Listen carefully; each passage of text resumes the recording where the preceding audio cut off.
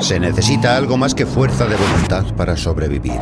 Se necesitan entrañas. La vida requiere energía para existir.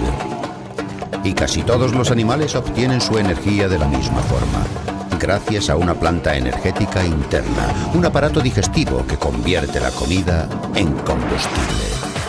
Pero ¿cómo funciona? ¿Cómo consiguieron los animales desarrollar tal variedad de sistemas digestivos? Es necesario comprender la evolución del aparato digestivo para comprender la historia de la evolución.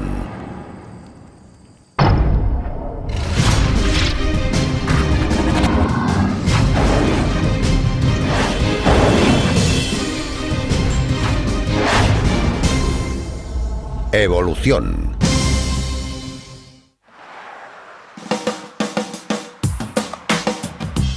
Esta no es una cena cualquiera.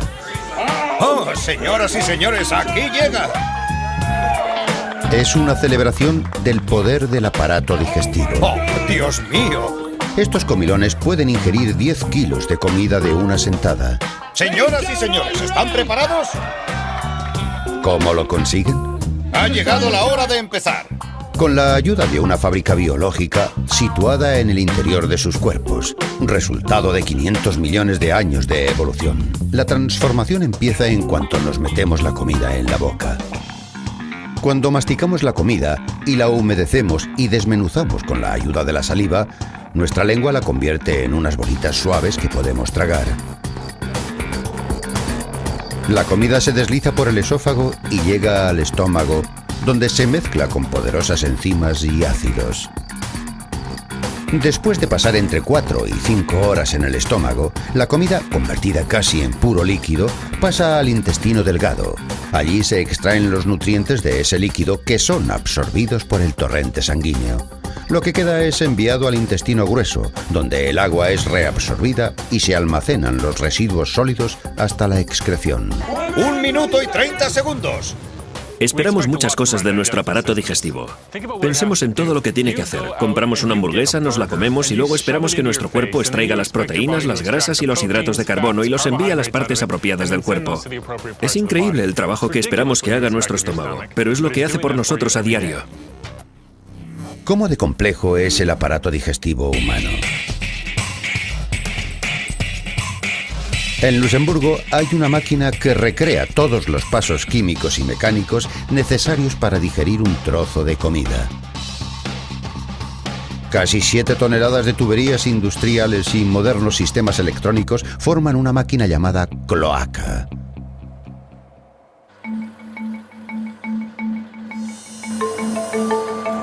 Es una máquina que come, que digiere y que repite todos los procesos que realiza nuestro cuerpo.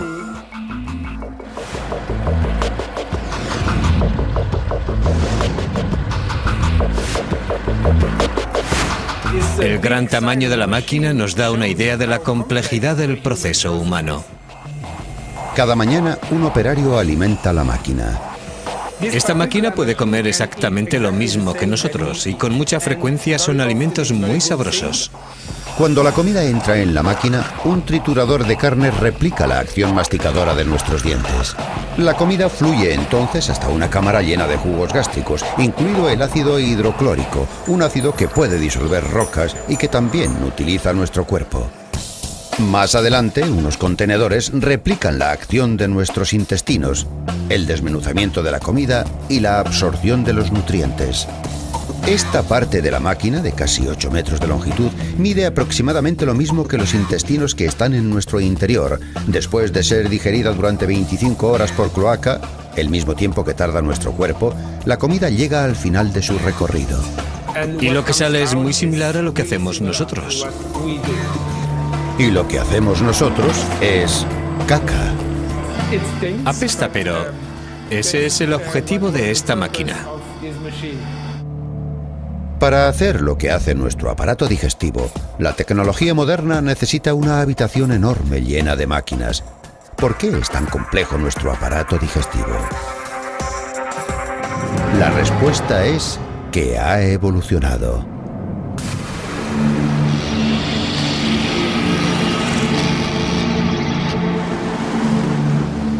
La vida actual es el resultado de miles de millones de años de cambios, mutaciones y selección natural. Pero a lo largo de todos esos años y en todas las especies, una necesidad ha permanecido invariable. Para sobrevivir, todos los organismos de la Tierra necesitan energía. Para obtenerla, los animales la roban de otras formas de vida. Comen plantas, microbios y otros animales. Pero una vez que han conseguido su comida, deben descomponerla y obtener la energía y los nutrientes que necesitan para crecer y sobrevivir. Y en la mayoría de los animales, esa descomposición tiene lugar en el aparato digestivo.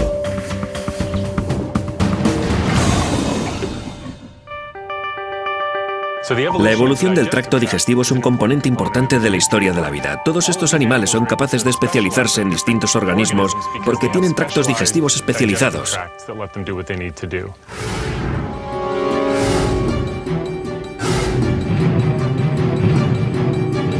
Los primeros ancestros de los animales no tenían boca ni estómago.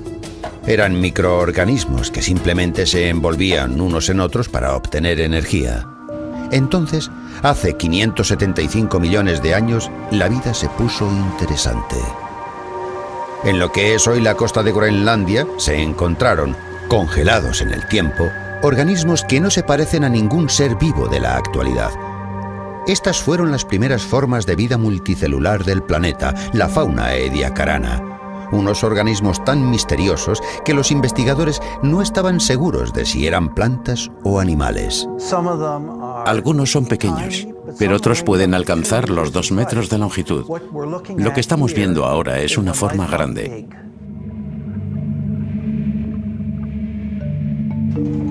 Para identificar estos organismos tan antiguos, los paleontólogos Guy Narbonne y Marc Laflamme han visitado el Museo Real de Ontario para estudiar un raro grupo de fósiles de fauna ediacarana.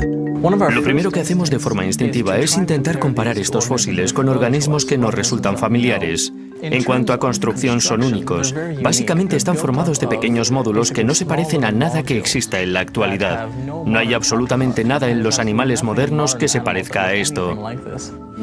Algunos de estos organismos tenían forma de helecho, otros tenían forma de disco y estaban tumbados en el lecho marino. Su forma ha hecho que algunos expertos se pregunten si estos organismos no serían una forma primitiva de plantas. Se perciben todos los detalles. Pero su antiguo hábitat nos cuenta una historia distinta. Hace más de 500 millones de años, el lugar en el que murieron estos organismos era un mundo muy diferente. Y el dato que nos indica de forma definitiva que no eran plantas es su entorno. El análisis de los sedimentos nos revela que la fauna ediacarana vivía a 1500 metros de profundidad, en un lugar de oscuridad permanente. Ahí abajo no habría luz suficiente para leer los titulares de un periódico, y mucho menos para que se produjera la fotosíntesis que necesitan las plantas para vivir. Puede que parecieran plantas, pero su capacidad de sobrevivir en un mundo sin sol impulsan a Narbonne y a Laflamme a pensar que eran animales. Los primeros de la Tierra. Y si eran animales, ¿cómo comían? Estos fueron los primeros grandes comedores de la historia de la Tierra, y obtenían su comida del agua. No vemos ninguna prueba de que pudieran moverse.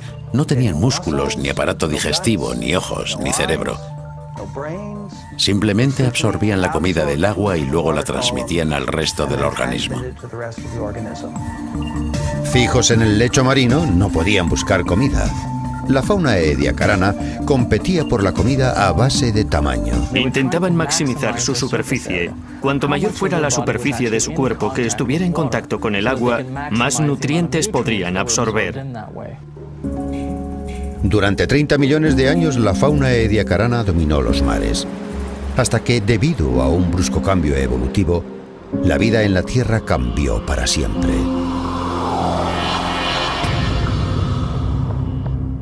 La fauna ediacarana desapareció.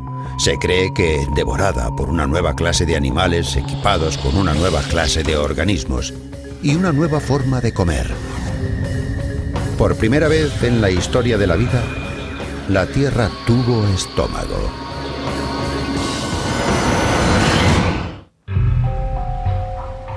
Durante 30 millones de años, la fauna ediacarana era la reina de los mares, unos animales simples que absorbían la comida a través de la piel. Pero mientras tanto, otro linaje de animales estaba desarrollando una estrategia de alimentación diferente: el estómago. Es posible que los primeros estómagos fueran parecidos a los de las medusas de la actualidad. Si analizamos un animal como la medusa, vemos que no tiene ni boca ni ano, ni un tubo que una ambas partes. Todo lo que tiene es un saco. La medusa introduce la comida en el saco y luego la expulsa. Es un sistema que le funciona muy bien.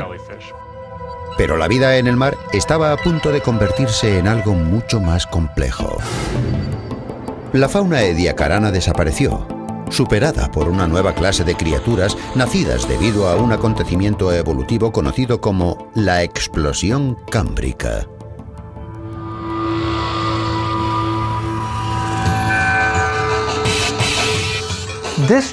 Este capítulo representa un salto mayúsculo. Se trata probablemente del mayor acontecimiento evolutivo de la historia de nuestro planeta. Con la llegada de los depredadores, empezó una gran escalada bélica y empezaron a desarrollarse organismos que contaban con mandíbulas sofisticadas y medios de morder y masticar lo que comían. Y también empezaron a desarrollarse organismos que contaban con medios para protegerse de esos depredadores. Esta erupción de formas y tamaños también trae consigo un diseño nuevo y radical del aparato digestivo. Estos animales cámbricos eran muy diferentes de la fauna ediacarana. Uno de los cambios más importantes es la movilidad. La movilidad les permitió alimentarse de una forma diferente. La caza activa exigía un aparato digestivo más eficaz, una forma de ingerir comida por un extremo del cuerpo y expulsar los residuos por el otro. Lo que se desarrolló fue un tubo con agujeros en ambos extremos, el diseño básico de nuestro propio aparato digestivo. Pero un tubo por sí solo no bastaba para digerir a las presas bien armadas que integraban esta nueva cadena alimenticia. Los depredadores necesitaban ayuda extra, y esa ayuda llegó de algo tan diminuto que resulta invisible al ojo humano. Hoy en día, un asombroso ejemplo de este antiguo secreto digestivo se encuentra a 1500 metros debajo de la superficie del agua. Científicos del Instituto de Investigación del Acuario de la Bahía de Monterrey, pilotando un sumergible no tripulado, encontraron los huesos de una ballena en las profundidades del Océano Pacífico. Pero más interés que los huesos presentaban las plumas que los recubrían. Cuando los encontré me sentí muy intrigado. Se trataba de un animal que jamás había visto antes. Estas plumas eran un nuevo y extraño tipo de gusano marino, un animal sin boca ni dientes que, de alguna forma, había evolucionado para poder comer huesos de ballena. Varios de estos especímenes fueron enviados al Instituto de Oceanografía Scripps, donde trabaja Greg Rose. Dediqué mucho tiempo a diseccionar los huesos para sacar los gusanos y los estudié con mucho cuidado para intentar comprender su anatomía. Lo verdaderamente interesante es que no pudimos encontrar ningún tipo de estómago, no tenían boca ni aparato digestivo, así que nos intrigó sobremanera descubrir la forma que tenían estos gusanos para nutrirse. ¿Cómo podían estos gusanos comer huesos careciendo de aparato digestivo? Cuando empezamos a diseccionar estas raíces y a examinarlas de cerca, vimos que estaban llenas de bacterias, y eso nos dio una pista vital.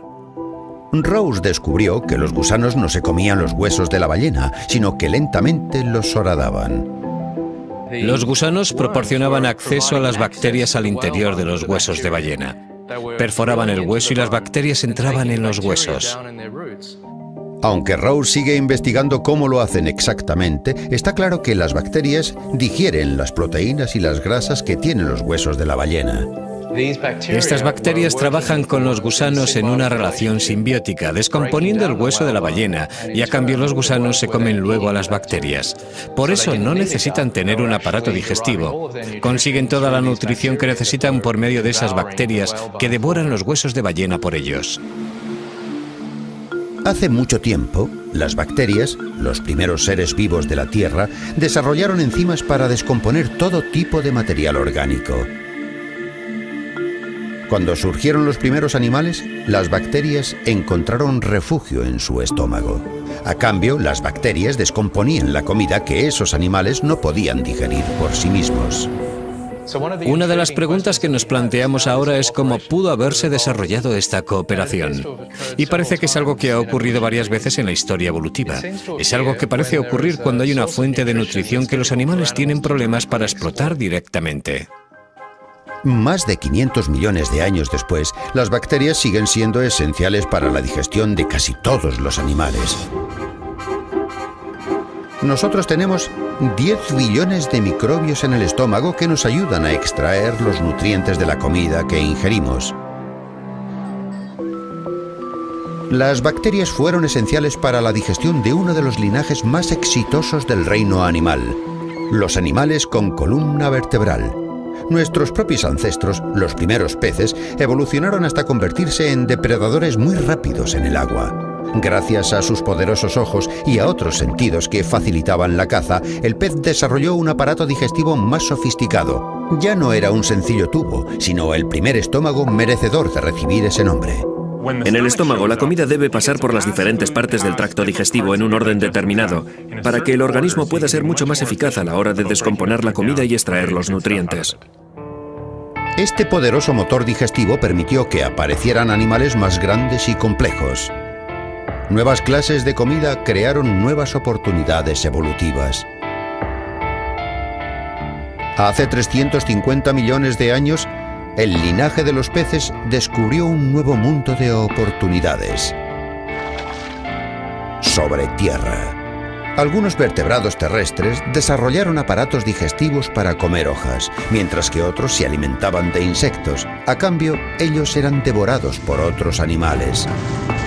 Finalmente, el desarrollo de aparatos digestivos más grandes posibilitó el nacimiento de uno de los grandes triunfos de la evolución: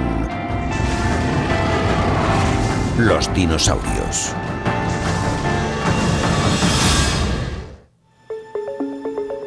Los paleontólogos llevan casi 200 años excavando huesos de dinosaurios. Los fósiles que estudian nos dicen muchas cosas acerca del aspecto que tenían los dinosaurios y algo acerca de su comportamiento. Pero gran parte de su biología, lo que comían y cómo digerían esa comida, sigue siendo un misterio. El estómago y los intestinos no suelen fosilizarse. Son órganos internos que carecen de partes duras. Por eso, cuando buscamos pruebas que nos indiquen cómo pudo ser el aparato digestivo del dinosaurio, tenemos que buscar otro tipo de pruebas. Para paleontólogos modernos como Matt Lamana, entender la digestión del dinosaurio es vital para entender su biología. Y como en cualquier otra investigación, lo que se necesitan son pruebas sólidas. Se han encontrado especies de dinosaurio, como este Psittacosaurus, con montones de piedras en el interior de su caja torácica. Y el motivo por el que un dinosaurio pudiera tener un montón de piedras en su estómago no estuvo claro hasta que estudiamos a los descendientes vivos del dinosaurio, las aves. Aquí estoy en una granja, rodeado de pollos, y lo que estoy haciendo es dándoles de comer grano. Estos granos son muy duros, y para digerirlos bien, estas aves necesitan poder descomponerlos en trocitos, algo que evidentemente no pueden hacer con los dientes. Las aves perdieron los dientes hace mucho, en una de las fases de su historia evolutiva, pero estos pollos han resuelto ese problema de una forma diferente, utilizando lo que se conoce como gastrolitos. Los gastrolitos son pequeñas piedras que las aves se tragan intencionadamente al mismo tiempo que la comida. Almacenados en la molleja, un órgano digestivo, esas piedras actúan como si fueran dientes. La comida llega a la molleja, donde están los gastrolitos. Esta se contrae poderosamente, obligando a las piedras a chocar contra los granos y a triturarlos. Luego entran en acción los jugos digestivos del animal para desmenuzar la comida de forma más eficaz.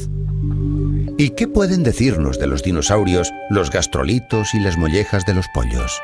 Como hemos encontrado varios grupos de dinosaurios con piedras en el estómago, creo que es seguro asumir que estas clases de dinosaurios tenían un aparato digestivo similar al de las aves. Por ejemplo, es muy probable que estos dinosaurios tuvieran una especie de molleja que utilizaron para triturar la comida en trozos más pequeños.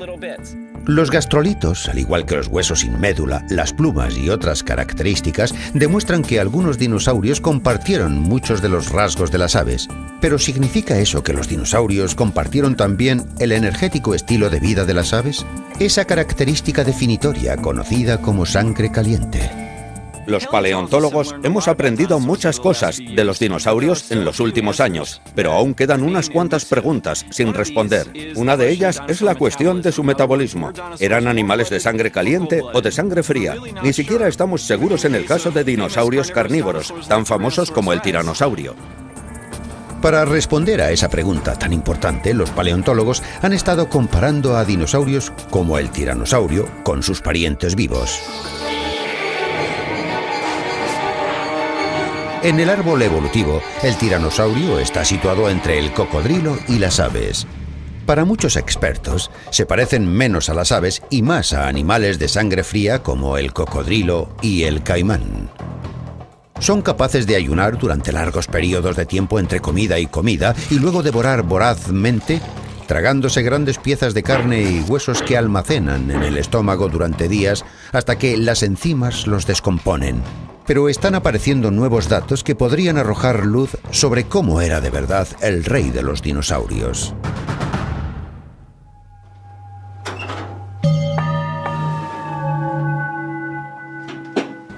La paleontóloga de la Universidad de Colorado, Karen Chin, es experta en la digestión de los dinosaurios. Chin no trabaja con huesos fósiles. Ella estudia algo que los dinosaurios dejaron atrás. Lo que tenemos aquí, delante de nosotros, puede parecer un montón de piedras grandes y de forma irregular, pero son piedras muy especiales porque se trata de heces de dinosaurio fosilizadas. Las heces fósiles reciben el nombre de coprolitos y pueden decirnos muchas cosas sobre los animales antiguos. Los coprolitos de dinosaurios son raros, pero cada uno de ellos puede revelarnos pistas importantes sobre cómo funcionaba la digestión de los dinosaurios. El descubrimiento reciente de dos grandes heces de tiranosaurio ha permitido a Chin realizar una serie de descubrimientos sorprendentes. Para saber lo que comía el tiranosaurio, Chin busca en el interior de una pieza de bosta fosilizada. La bosta está llena de pistas reveladoras. Esto es un trozo de un fragmento de hueso. Estos círculos blancos muestran dónde estaban los vasos sanguíneos que recorrían el hueso. Y su situación nos dice muchas cosas de la víctima, del animal que fue devorado. Las pruebas indican que se trata de los restos de un gran triceratops herbívoro. Pero más importante que saber lo que comía el tiranosaurio es saber cómo lo comía. Lo interesante es que la bosta tiene un poco de hueso, lo que significa que no eran demasiado selectivos a la hora de comer, que no evitaban el contacto entre el diente y el hueso y que lo masticaban todo.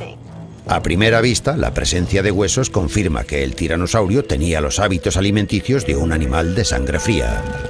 Karen Chin realizó un descubrimiento notable. Descubrió que los trozos de hueso que estaban en los coprolitos eran redondeados. Eso es algo que también podemos observar en los cocodrilos de la actualidad.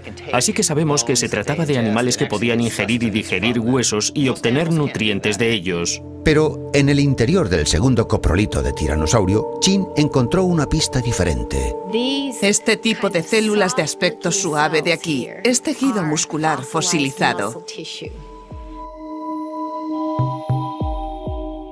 Para mí, lo más interesante de los coprolitos de tiranosaurio es la presencia de tejido muscular en su interior. El tejido muscular fosilizado de los coprolitos nos indica que la comida ha pasado por el estómago del tiranosaurio con bastante rapidez. En otras palabras, no almacenaban la comida durante mucho tiempo como los cocodrilos. Esta prueba contradice otras teorías anteriores y sugiere que el tiranosaurio pudo haber tenido un tracto digestivo rápido, más parecido al de un ave de sangre caliente o un mamífero que al de un reptil. La digestión rápida indica también un metabolismo rápido, algo que exige combustible constante. Este animal tuvo que comer cantidades importantes de carne y huesos. No era como los caimanes, que les basta con alimentarse una vez cada varios meses, sino que tenía que alimentarse con muchísima frecuencia. No hay duda de que el tiranosaurio tenía la ferocidad del cocodrilo, pero las pruebas indican que necesitaba comer con tanta frecuencia como las aves y los mamíferos. Yo personalmente pienso que los dinosaurios tenían un metabolismo más grande que el de cualquier reptil vivo. En otras palabras, eran animales de sangre caliente, al menos hasta cierto punto.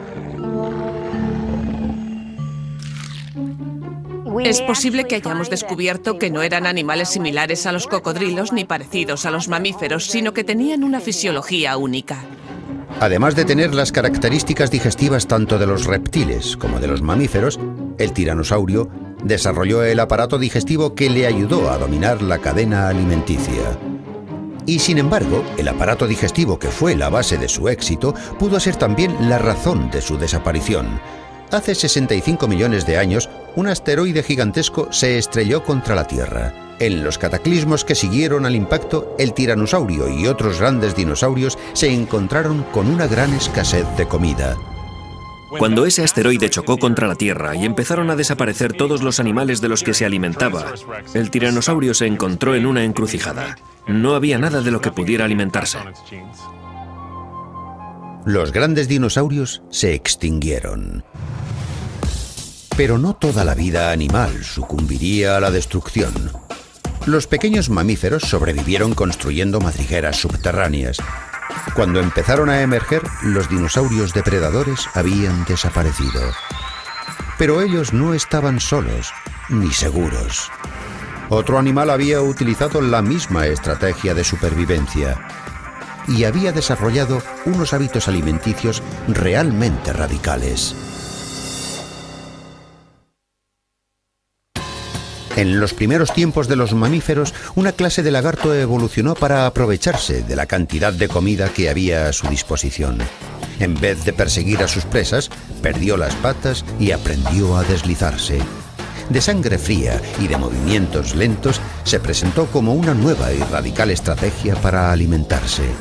La serpiente no mastica la comida. Carece de la dentadura y de la mandíbula necesarias para ello.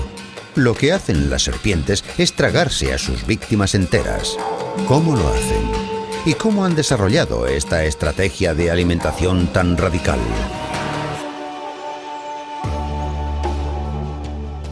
Steven Secor investiga en la Universidad de Alabama la evolución de las serpientes pitón de Birmania.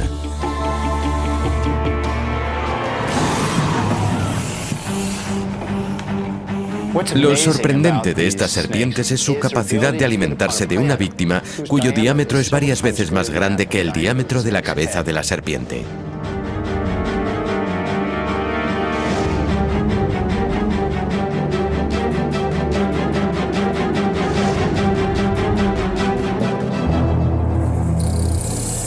Esta serpiente puede tragarse animales enteros porque su tracto digestivo representa casi el 90% de su cuerpo. La serpiente es, básicamente, un estómago alargado.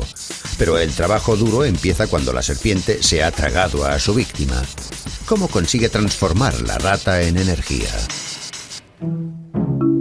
Una visita a la oficina del veterinario podría darnos la respuesta. Bien, la colocaremos de costado. Una de las mejores formas de cuantificar la descomposición de la presa dentro de su estómago es estudiar a las serpientes por rayos X. Ahora, muy bien. Por fuera la serpiente parece tranquila, pero en su interior una poderosa máquina está a pleno funcionamiento. Ah, muy bien, muy bien. Parece que ya se está disolviendo. Este es el cráneo de la rata y, como puede ver, falta parte de este hueso. Esta serpiente ya está empezando a descomponer parte de la cabeza de la rata y también parte de su cráneo. Lo que no podemos ver es el aumento extraordinario de la producción de ácido. En este momento el estómago está liberando grandes cantidades de ácido hidroclórico y de pepsina, y esto es lo que está descomponiendo a la rata. Todo este proceso está escondido dentro de la serpiente. La rata continuará moviéndose en el interior del estómago y el ácido y las enzimas seguirán descomponiendo su cuerpo hasta que ya no quede nada. 7 días después, la rata está totalmente digerida y la mayor parte de ella se almacenará como energía, lo que le permitirá a la serpiente soportar un largo ayuno. Las grandes serpientes que nosotros llamamos constrictoras son los animales más glotones del planeta. Estos animales pueden pasarse semanas, incluso meses, tumbados en el mismo sitio, sin moverse, sin mover un músculo. Se sabe que algunas de estas serpientes han aguantado años sin comer entre comida y comida. Pero cuando las constrictoras comen, saben cómo recuperar el tiempo perdido. La pitón suele ingerir presas que pesan 1/4 parte o más de su propio peso corporal. Es como si un hombre de 80 kilos se comiera una chuleta de 20. Pero por muy grandes que sean las presas que pueden ingerir estas serpientes, ¿cómo consiguen sobrevivir sin comer durante tanto tiempo? Secor ha descubierto que los estómagos de las serpientes cuentan con una característica muy especial, un interruptor de encendido y apagado. Vemos cómo su estómago se enciende y se apaga, por decirlo así, y varios de sus órganos se apagan durante los periodos de ayuno. Tras ahorrar una energía preciosa entre comidas, las pitones pueden volver a poner en marcha su estómago en cuanto se presenta la oportunidad. Para entender cómo funciona el estómago de la serpiente, Secor aumenta 15.000 veces una sección del intestino delgado de la pitón. El microscopio revela los microbilis de la serpiente, las extensiones en forma de dedos que utilizan casi todos los animales para absorber los nutrientes. En los mamíferos, incluyendo los humanos, los microbilis no cambian con la alimentación y el ayuno, mantienen la misma longitud y la misma posición. Pero Secor ha descubierto que las serpientes han desarrollado unos microbilis diferentes al del resto de los animales. Cuando ayunan, sus microbilis son cortos y normales. Pero después de comer, empiezan a crecer y a crecer. Lo verdaderamente sorprendente es que en cuestión de 6 horas, los microbilis habían doblado su longitud. Un día después de comer, los microbilis habían aumentado entre 6 y 7 veces de longitud, y eso es algo que no ocurre en ningún otro organismo. A medida que crecen, los microbilis aumentan exponencialmente la superficie del intestino delgado. Y así, la serpiente puede absorber totalmente a la rata, a la que las enzimas y los ácidos del estómago han convertido en energía líquida. 7 días después, el proceso se ha completado y los microbilis recuperan su tamaño original. Podemos hacer muchos estudios en el laboratorio para averiguar cómo ocurren las cosas. ¿Cómo puede ser que el intestino se encienda y se apague? Pero la verdadera pregunta es ¿por qué? ¿Por qué lo hacen así?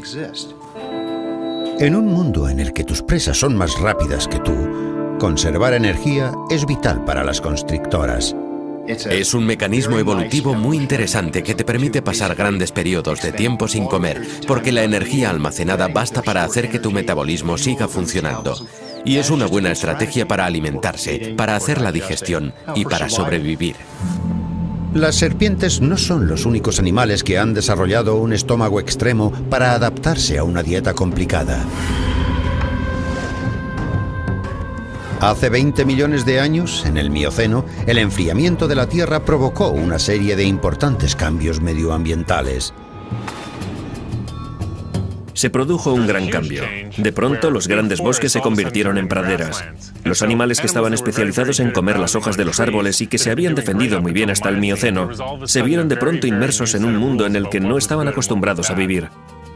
Los herbívoros, que se alimentaban de las hojas de los árboles y de las plantas, vieron cómo su antigua fuente de alimentación empezaba a escasear, y en muchas zonas se veía sustituida por un alimento que parecía inagotable: la hierba.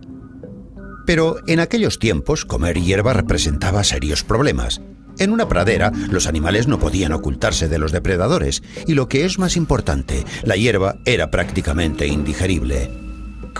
Puede que una pradera esté llena de hierba, pero la hierba es muy difícil de comer, porque tiene muchos nutrientes.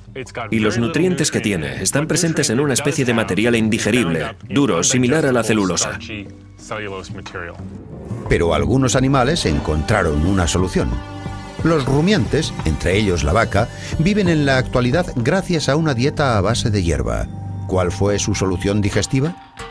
Podemos verla en el interior de una vaca muy especial. Igual que cualquier otra vaca, Rose tiene un estómago asombroso. ¿Que cómo lo sabemos? Porque Rose nos ofrece una ventana hacia su estómago, tal como suena. Rose es una vaca fistulada. Con una abertura quirúrgica en su costado, Rose es un animal de laboratorio que vive en la Universidad de Cornell. Basta con sacar el tapón para poder acceder al gran compartimento de su estómago, el rumen. Un proceso indoloro para la vaca ha proporcionado a científicos como Debbie Charney una oportunidad sin precedentes de estudiar el interior de uno de los aparatos digestivos más complejos del mundo. Pero para poder cumplir con su función, el estómago de Rose necesita ser algo más que complejo, tiene que ser inmenso. Su primera cámara y la más grande, un tanque de fermentación gigantesco llamado el rumen, puede almacenar más de 110 kilos de hierba empapada. También produce 200 litros de saliva al día, así que necesita un compartimento muy grande para almacenar todo ese material y poder digerirlo lentamente. A lo largo de un trayecto de 80 horas, la hierba viaja a través de 4 cámaras que, de forma progresiva, descomponen la celulosa, extraen energía y absorben agua. En todos los rumiantes, esta odisea digestiva empieza con un comportamiento único: rumian la comida. Cuando ha terminado de comer, empieza a rumiar y mezcla la comida con saliva.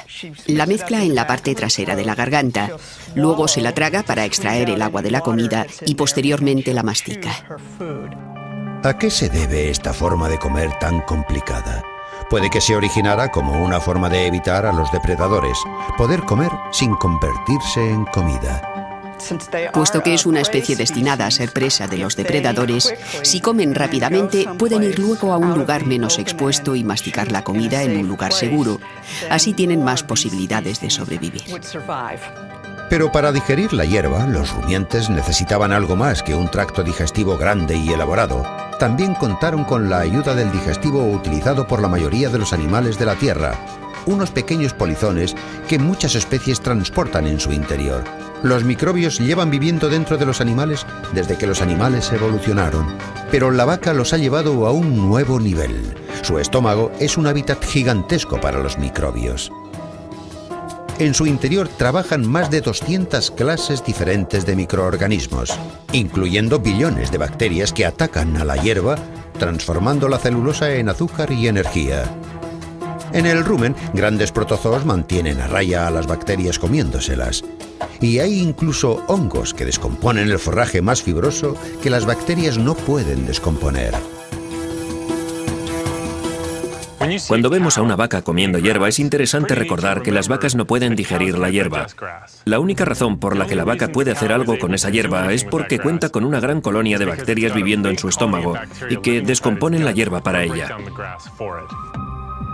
Formando sociedad con los microbios y desarrollando un estómago de 4 cámaras, las vacas y sus primos cercanos llegarán a dominar las praderas. Inmensos rebaños de herbívoros. Rebaños que a su vez ayudarán a otro grupo de animales.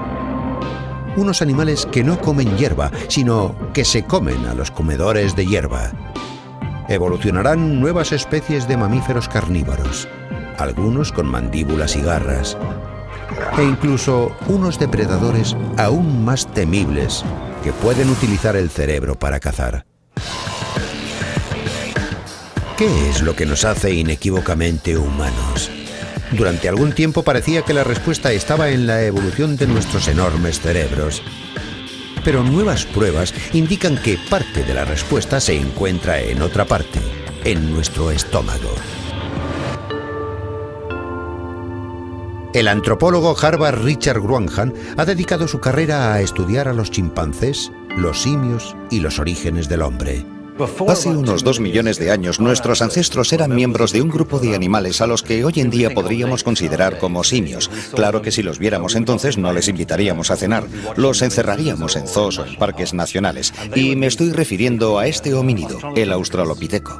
El australopiteco era bajo, con un cerebro simiesco, mandíbula, dientes y estómago.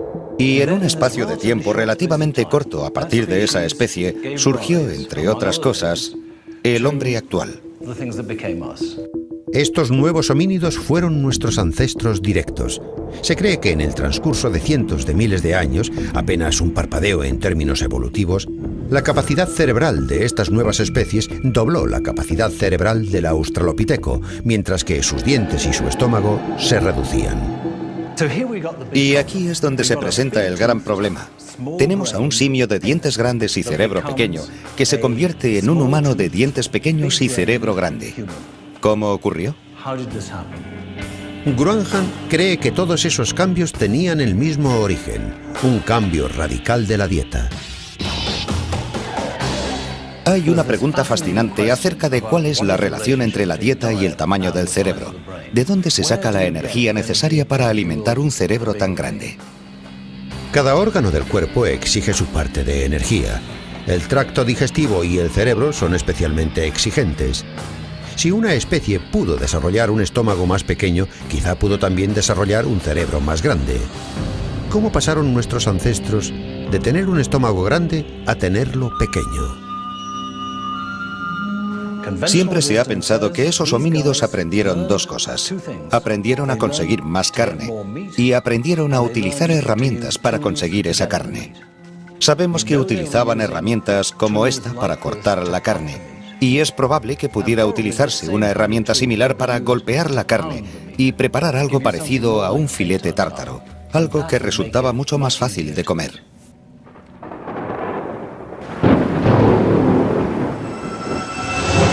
Al desempeñar parte del trabajo que hasta entonces realizaba el aparato digestivo, esto es, predigerir la comida, las herramientas ayudaron a nuestros ancestros a sobrevivir con un estómago más pequeño. Pero Graham cree que fue una tecnología aún más importante la que transformó la digestión.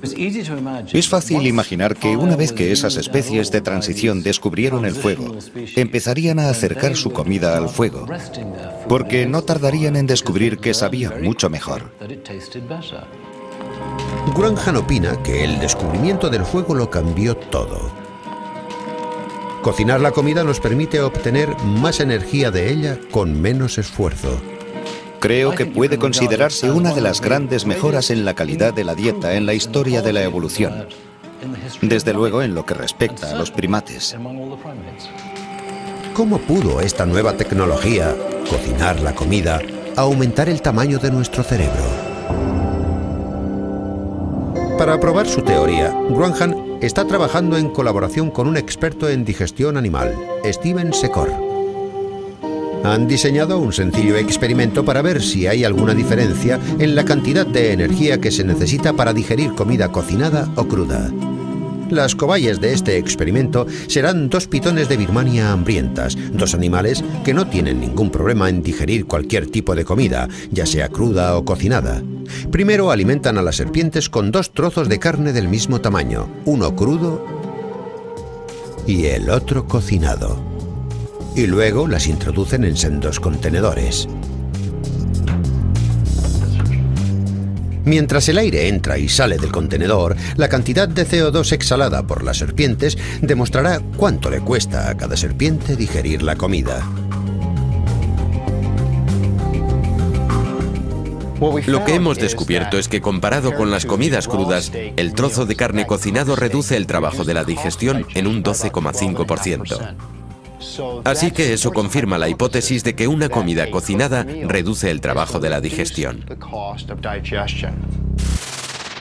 Graham afirma que para los primeros humanos, los beneficios de alimentarse con comida cocinada fueron muy importantes. Creemos que cocinando la comida se puede conseguir un 10, 20, 30, 40, quizá un 30% más de calorías en la comida. Con el tiempo, la evolución favoreció la existencia de individuos con un estómago más pequeño. Ya no llevan encima todo ese material inservible que desvía energía hacia el estómago, una energía que podría ser utilizada para el cerebro. Cocinar la comida fue una de las claves del éxito de la evolución. Por eso nacieron más niños, por eso el cuerpo se fortaleció y ofreció más resistencia a las enfermedades, por eso vivieron más años. Desde los albores del reino animal, los animales pasaron de tener simples bolsas a tener tuberías con entrada y salida, hasta que desarrollaron sistemas digestivos capaces de proporcionar energía a un gigante o permitir que un mamífero pueda comer hierba. El aparato digestivo ha sido una pieza central de la evolución. Y ahora, una nueva forma de digerir la comida ha permitido que una nueva clase de animal camine sobre la Tierra. Nosotros.